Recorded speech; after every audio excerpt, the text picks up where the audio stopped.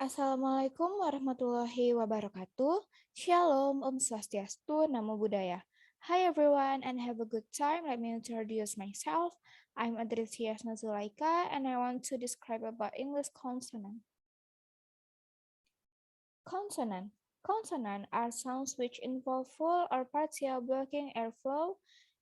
In English, the consonants are P, B, T, D, Sh, J, K, G, F, V, T, D, S, Z, Sh, Z, M, N, I, R, W, and Y.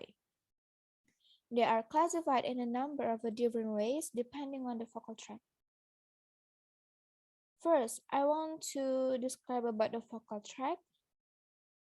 The vocal cords can be lengthened and loosened and can vibrate when air is forced past them, creating sound. Some phonemes use that sound and are called voice. Examples include the vowels A, E, I, O, and U, for example. And some of the consonants M, I, and R, for example.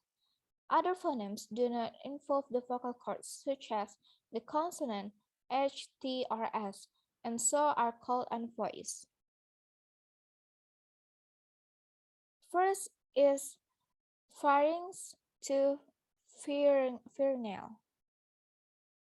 The area above the glottis is called the pharynx or upper throat. It can be tightened to make pharyngeal consonants. English doesn't have any of these, but they sound like when you try to get a piece of food back up out of your throat. Second is nasopharynx. At the top of the throat is the opening to the nasal passage called the nasopharynx. When we allow air to pass into the nose while speaking, the sounds we make are called nasal. Examples include M, N, and the sound of sing. Third is uvula. Much of the action during speech occurs in the mouth, of course, especially involving the interaction of the tongue with the roof of the mouth. The roof of the mouth has several specific areas. At the very back, just before the nasal passage, is that little bag called the uvula. Its major function seems to be moisturizing the air and making certain sounds called obviously uvular. The best known is the kind of R pronounced in the back of the mouth by some French and German speakers.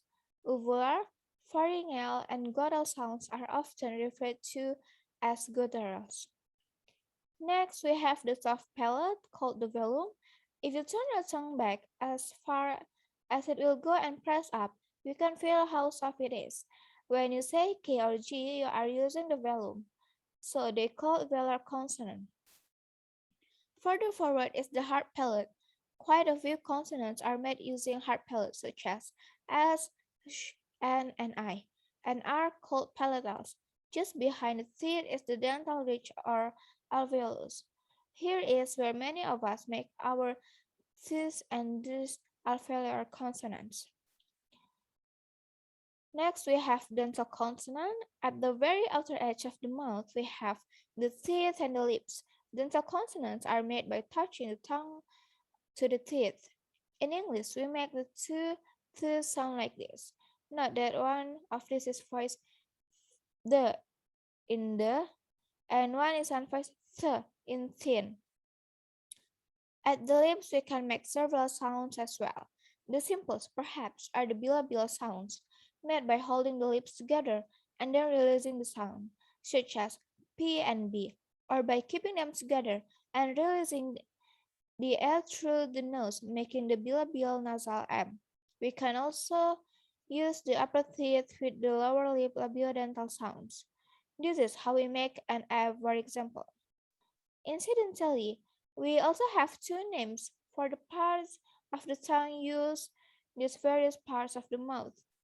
The front edge is called the corona and the back is called dorsum. Sounds like th, th, D and S are made with the corona, while K, G, and Ng are made with the dorsum.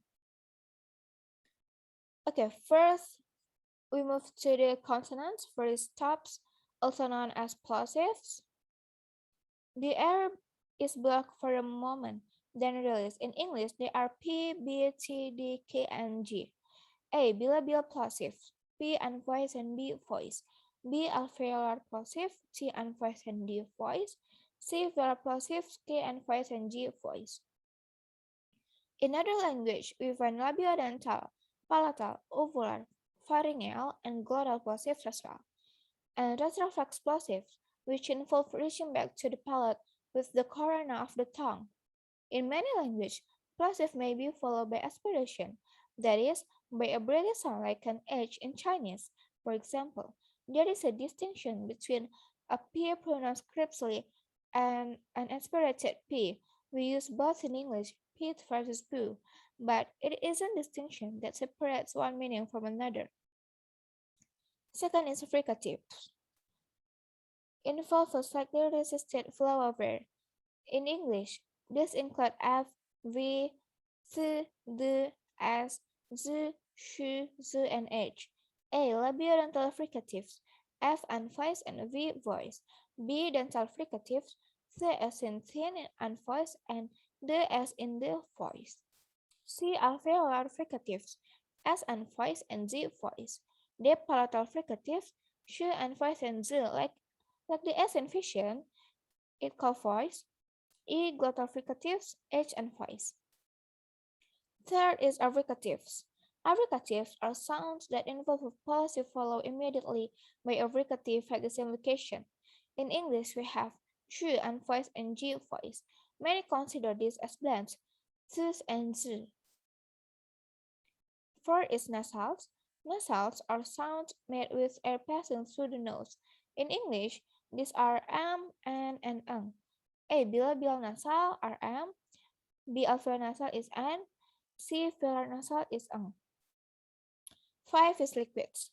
Liquids are sounds with very little air resistance. In English, we have I and R, which are both alveolar but differ in the shape of the tongue. For I, we touch the tip of the ridge of the teeth and let the air go on both sides. For the R, we almost block the air on both sides and let it through at the top.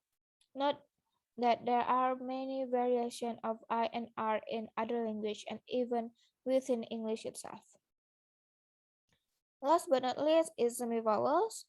Semivowels are sounds that are, as the name implies, very nearly vowels.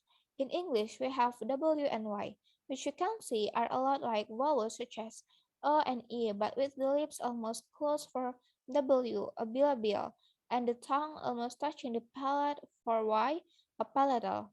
They are also called glides, since they normally glide into or out of vowel positions, as in W, Y, O, and Oi.